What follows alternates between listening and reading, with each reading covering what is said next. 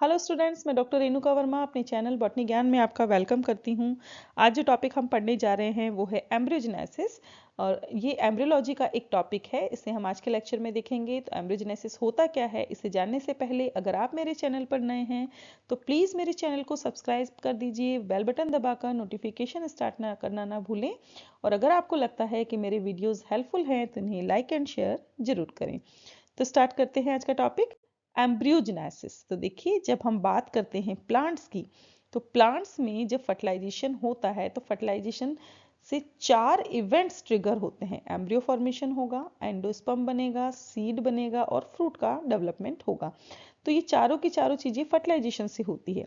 इसमें से जब हम एम्ब्रियोजेनेसिस की बात करते हैं तो एम्ब्रियोजेनेसिस एक्चुअल में क्या होता है, एक सिंगल सेल्ड जाइगोट से एक multi cellular miniature embryonic plant का फॉर्मेशन, या हम सीधा सीधा कहें कि जाइगोट से जो एम्ब्रियो का फॉर्मेशन होता है उसे ही हम एम्ब्रियोजेनेसिस कहते हैं, जिसे हिंदी में हम भ्रूण जनन कहते हैं। तो देखिए, जो एम्ब्रियोजेनेसिस की प्रोसेस है वो एक ऑर्गेनाइज्ड मैनर में होती है। इसमें सेल डिवाइड होती हैं, उनमें डिफ्रेंशिएशन होता है, उनके अंदर ग्रोथ होता है।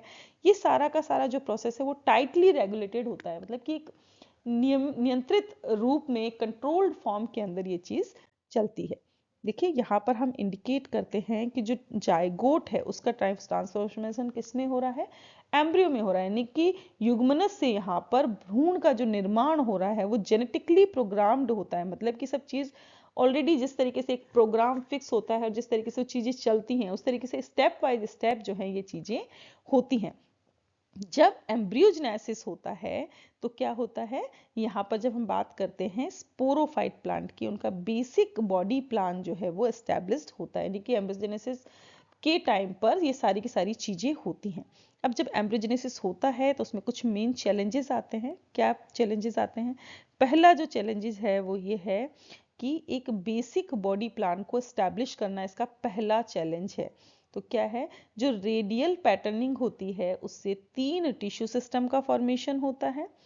एक्सियल पैटर्निंग से एपिकल बेसल एक्सिस का फॉर्मेशन होता है। सेकंड इज क्या होता है, मेरिस्टेमेटिक टिश्यू जो हैं वो सेट होते हैं, जिससे कि प्रोस्टिम्ब्रोनिक और इलेब्रेशन होता है body structure, just like leaves, root, flower, इनका फॉर्मेशन होता है। फर्स्ट में तो शूट रूट बनते हैं, सेकंड में लीव्स, रूट एंड फ्लावर बनते हैं, एंड थर्ड में क्या होता है, जो फूड रिजर्व है उसका उससे एम्ब्रियो जर्मिनेट होता है, और जब तक कि नया प्लांट नहीं बन जाता तब तक ये प्रोसेस चलती रहती है। तो एम्ब्रियोजेनेसिस जो होता है, एम्ब्रियोजेनेसिस में एक फंडामेंटल प्रोसेस होती है जिसमें कि एक जितने भी एंजियोस्पर्म है उसका एक बेसिक बॉडी प्लान जो है वो एस्टैब्लिश होता है, उसका स्थापन होता है। इसमें डिफरेंट पैटर्न्स हम देख सकते हैं। ठीक है, अब डिफरेंट पैटर्न्स क्या हैं वो हम देख लेते हैं। First one is axial pattern. तो देखिए क्या होता है, जैसे कि मैंने आपको बताया था कि पहला जो चैलेंज था उसमें शूट और रूट का फॉर्मेशन होता है। तो क्या होता है, एक एक्यूरेट ऑर्डर के अंदर ऑर्गन्स और टिश्यू जो हैं वो अरेंज होते हैं, जिससे कि लीनियर एपिकल बेसल एक्सिस जो है वो सभी प्लांट्स के अंदर डेवलपमेंट उनका होता है। तो शूट एपिकल मेरिस्टेम और रूट एपिकल मेरिस्टेम ये उस एक्सिस के अपोजिट एंड पर मिलते हैं। यानी कि एक एंड पर अगर सैम मिल रहा है तो दूसरे एंड के ऊपर रैम देखने को मिलता है। जब हम एंजियोस्पर्म की बात करते हैं तो उसमें एक या दो कॉटिलिडन्स जो हैं वो इस एक्सिस से अटैच होते हैं। जहां पर भी शूट एपिकल मेरिस्टेम है उसके जस्ट बिलो वो अटैच होते हैं। इस अटैचमेंट में hypocotyl, root apical meristem, root cap, ये सब जो है एक सीक्वेंस के अंदर प्रेजेंट होते हैं। और ये एक्सियल पैटर्न जो है वो सारा का सारा एम्ब्रियोजेनेसिस के टाइम पर फॉर्म हो जाता है। क्या होता है, देखिए आप अगर यहाँ पर आप देखेंगे एपिकल बेसल पैटर्न के अंदर क्या हुआ, ये शूट है, कोटिलिडन्स हैं, शूट ये बीच वाला पार्ट है, उसके कोटिलिडन्स हैं, रूट है, इधर रूट कैप का फॉर्मेशन होता है। तो इसे हम क्या कहते हैं, एपिकल बेसल पैटर्न कहते हैं। यानी कि एक्सिस के एक तरफ शूट और एक्सिस के दूसरी तरफ रूट का फॉर्मेशन होता है। Second is radial patterning. इसके अंदर क्या होता है, एक प्लांट ऑर्गन के जो डिफरेंट टिश्यूज हैं वो एक पर्टिकुलर मैनर के अंदर ऑर्गेनाइज होते हैं। जैसे कि हम बात करते हैं रूट और स्टेम में हम क्या क्या देखते हैं, सबसे बाहर एपिडर्मिस, उसके अंदर कॉर्टेक्स, फिर एंडोडर्मिस, पेरिसाइकल, जाइलम, फ्लोएम, ये सब जो हैं पेरिफेरी से सेंटर की तरफ रेडियली अरेंज रहते हैं। और यहाँ पर 3 टाइप के मेरिस्टेम्स देखने को मिलते हैं, प्रोटोडर्म, ग्राउंड मेरिस्टेम और प्रोकैम्बियम, यानी कि रेडियली जो अरेंजमेंट सेल्स का और टिश्यूज का देखने को मिलता है उसे हम रेडियल पैटर्निंग कहते हैं। जैसे कि आप यहाँ पर देख सकते हो, सबसे बाहर एपिडर्मिस, जिसको हम डर्मल टिश्यू कहते हैं, उसके अंदर ग्राउंड टिश्यू और सबसे अंदर की तरफ वेस्कुलर टिश्यू का फॉर्मेशन होता है। तो 2 टाइप के पैटर्न यहाँ देखने को मिलते हैं, apical basal pattern and radial. जब हम बात करते हैं एम्ब्रियोजेनेसिस की डिफरेंट फेजेस की, तो हम ये देखते हैं यहाँ पर हम अरेबिडोप्सिस जो प्लांट है उसकी हम टिपिकल स्टडी करते हैं, और उसके अंदर हम देखते हैं जो कि एक डाइकोट है कि 4 फेजेस यहाँ पर हमें सिग्निफिकेंटली देखने को मिलती है। First one is globular stage, second one is heart stage, third one is torpedo stage and fourth one is maturation stage. क्या है इनको हम देख लेते हैं। तो देखिए यहाँ पर अगर हम देखें तो सबसे पहली जो स्टेज आती है ग्लोबुलर स्टेज। यहाँ पर क्या होता है, जायगोट में जो पहला डिवीजन होता है उससे एपिकल और बेसल सेल का फॉर्मेशन होता है। तो देखिए जायगोट है, जायगोट में ये एपिकल सेल और एक बेसल सेल का फॉर्मेशन हो गया। उसके बाद क्या होता है, एपिकल सेल्स के अंदर बहुत सारे सेल डिवीजन होते हैं जिससे कि 8 सेल ग्लोबुलर एम्ब्रियो का फॉर्मेशन होता है। तो यहाँ पर आप देखिए ये ग्लोबुलर स्टेज हमको देखने को मिल रही है।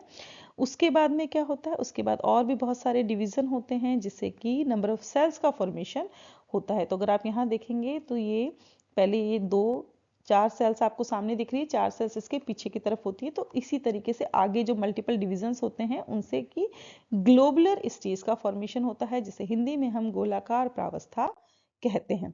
उसके बाद जब ग्लोबुलर स्टेज में और सेल डिवीजन होते हैं, रैपिड सेल डिवीजन होते हैं, दोनों साइड्स के अंदर सेल डिवीजन होते हैं, ठीक है। तो उससे क्या होता है, 2 रीजन की ग्रोथ होती है और वहां पर कॉटिलिडन्स का फॉर्मेशन हो जाता है, जिसे कि आप यहाँ हार्ट शेप में देख रहे हैं। तो देखिए यहाँ पर ये जो है कॉटिलिडन का फॉर्मेशन शुरू हो जाता है और इस स्टेज में एम्ब्रियो जो है वो बायलेट्रिकल सिमेट्रिकल होता है। मतलब कि अगर सेंटर में अगर आप इसको करेंगे तो ये बीच में एक रेडियस से काटने पर 2 पार्ट के अंदर, इक्वल पार्ट के अंदर डिवाइड हो जाता है। इसे हम हार्ट स्टेज कहते हैं।